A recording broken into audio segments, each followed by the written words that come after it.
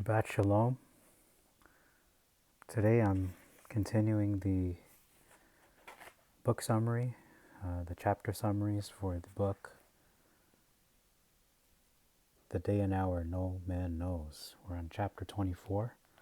Normally I don't record videos in this angle, at this perspective, this angle.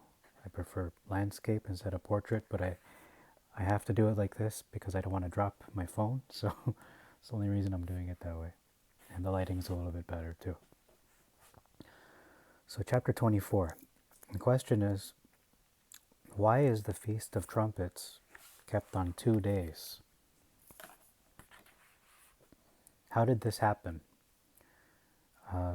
Yah says to keep it on the first day of the 7th month. That's the instruction. So Jewish people, the Jews, observe this tradition of keeping it for 2 days. Why do they do this? So I'm just going to read here. Whereas Shabbat happens every 7 days, without us having any input, Elohim, Yahweh, or Yah, commanded the children of Israel to fix the dates of the months and the years. This means that the power to determine when the holy days or the holidays fell was given to Moshe and his successors, which are the rabbinical courts. So originally there was no fixed calendar. Each month, the Sanhedrin, or the Supreme Court in Jerusalem, would determine whether the previous month was either 29 days or 30 days long, depending on when the new moon of the following month was first sighted, of the previous month.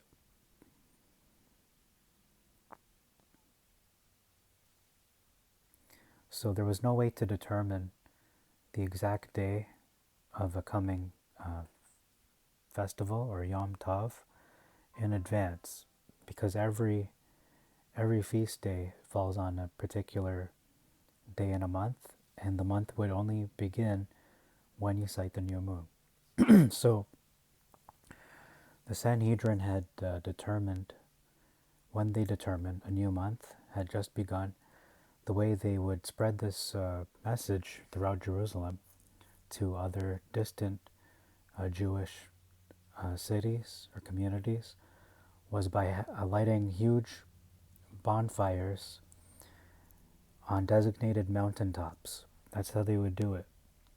So lookouts were stationed on other mountaintops, and those lookouts would see the bonfires, they would see the fires, and they would then light their own fires, creating a chain of communication that would lead all the way to Babylon and even to other distant Jewish communities or Israelite communities. If there was a Yom Tov that month, the communities across Israel and in the diaspora would then know when to celebrate it.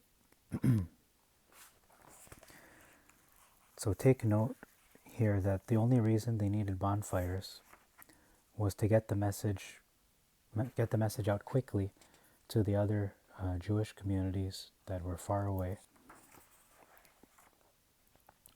to then let them know if the moon was sighted. So if they were using the calculated calendar or calculated method, they would not need the bonfires at all, or the messengers, because everyone would be doing as they do today. But they were not using the calculated Hebrew calendar back then. It only came into use in the 11th century AD, 1,100 years after Yehoshua is when it was, finally codified, because it went through various changes throughout the centuries from around 400 AD. I think it's when Hillel II started to, when he introduced it as a way for Jews to do this unified, and then it just went through many changes throughout the centuries leading up to 11th century AD. So anyhow, but a problem arose. What's the problem? Well, the Samaritans, which were a sect who denied the rabbinical authority, they were constantly at odds with the Jews, the Yehudim. What they would do is they would start lighting fires on the wrong days on purpose in order to manipulate the calendar. So in order to prevent being confused, or to prevent the Samaritans from confusing the rest of the community, the fire on the mountaintop method that they were using with the bonfires to communicate when the new month or the new moon was sighted and the new month, they discontinued it, and instead the messengers were dispatched to Babylon and to other faraway Jewish communities. That was the way they dealt with that, to prevent confusion. Since the news traveled a lot slower by foot, distant communities would not know when Rosh Chodesh, or the head of the month, had been declared, which is also a way of saying, actually Rosh Chodesh means new moon, had been declared in time. They would not know when it had been declared in time to celebrate the festival on the proper day, the festival of the new moon. It was therefore decreed that outside of the land of Israel, those in the diaspora basically, people would celebrate every Yom Tov, every feast day, for 2 days. The day of the month the holiday would be, if the previous month was 29 days long, and the day of the month that it would be if the previous month was 30 days long. So this proves that the original method used to begin the month was by observation, visual observation of the moon, of the first visible crescent of the moon. The Feast of Trumpets, or Yom Teruah, was kept on the first day. Actually, Yom Teruah means day of shouting, but anyway, same day, was kept on the first day of the 7th month, as we are told in Leviticus 23, verse 24. So you can read that for yourself. Those living in the diaspora would not know for sure when the first day of the 7th month, Yom Teruah, would be, because they waited for word from the temple. And again, this would take a long time.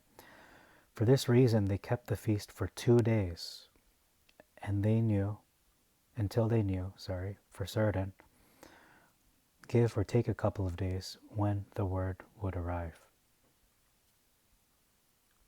So that's why they kept the feast for 2 days, because of they weren't sure when it would be confirmed. So they had to wait to keep the feast for 2 days, and then they would know for sure once the messenger would arrive, and they would confirm, yeah, okay, it's a new moon. We have the witnesses, and they cited it.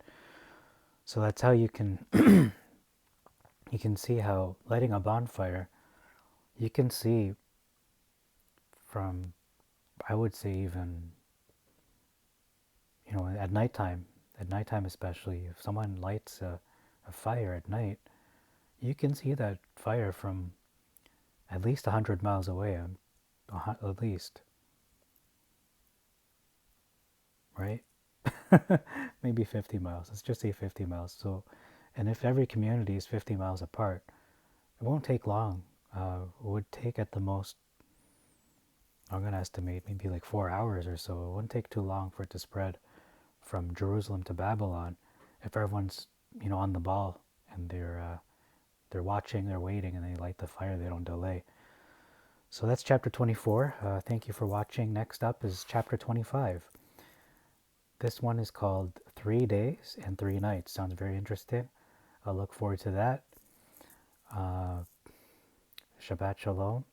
May Yah bless you and protect you. May Yah be with you and give you His Shalom.